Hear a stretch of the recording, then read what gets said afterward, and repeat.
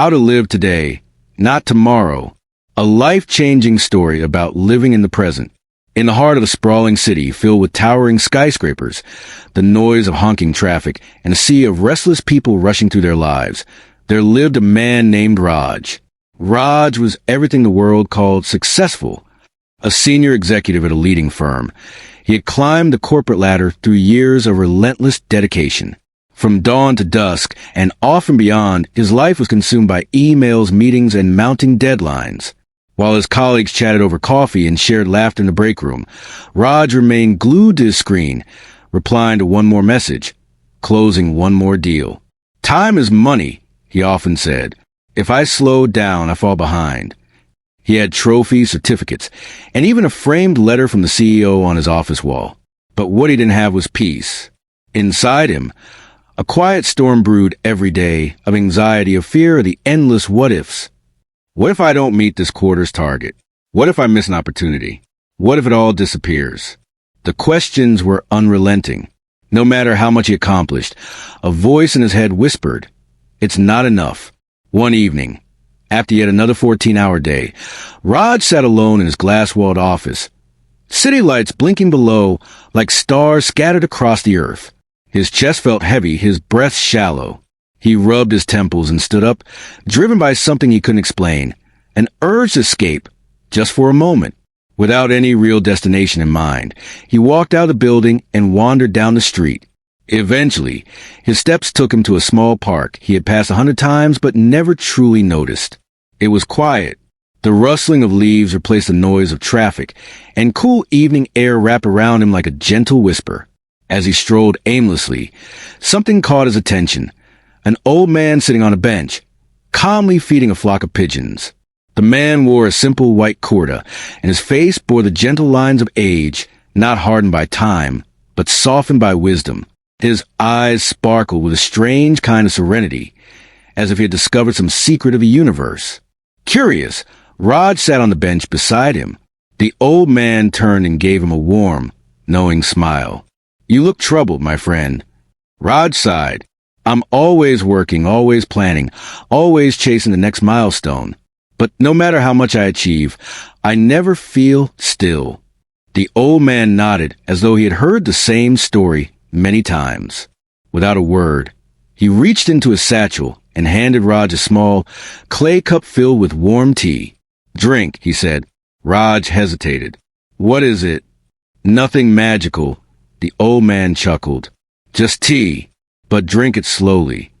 Raj took a sip. The warmth traveled through his body, calming his nerves, if only briefly. And in that moment, just one sip, his mind went silent.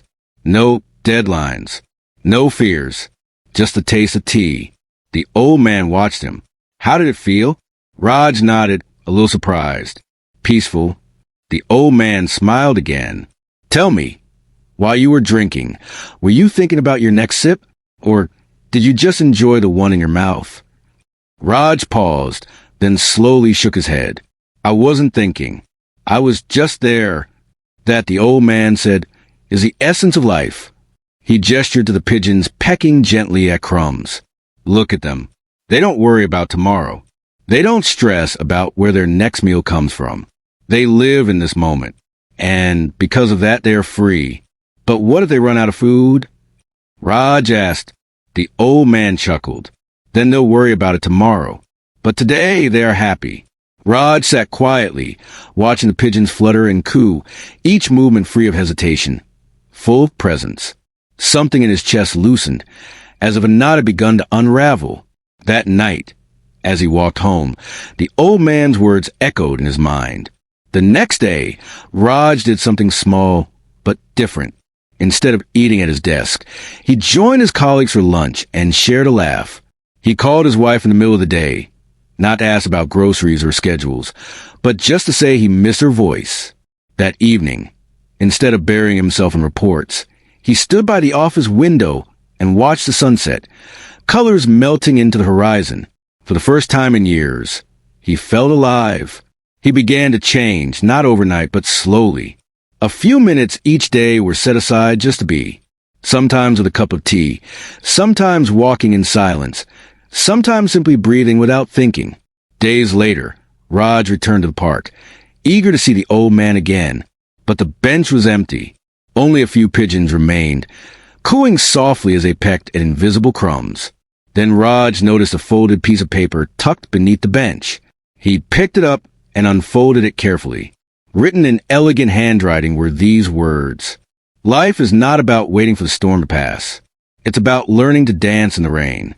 The present is all that truly exists. Cherish it." Raj held the note against his chest, his eyes stinging with emotion.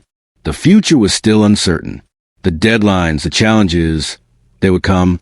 But now, he was no longer afraid of them. Because for the first time, he understood. Happiness was never hiding in tomorrow. It had always been waiting in now. In our endless pursuit of success, we often forget to truly live. Raj spent years chasing milestones, believing that happiness lay somewhere in the distance. But quiet old man and a cup of tea showed him the truth. Life happens now. Worrying about the future only robs the day of its beauty.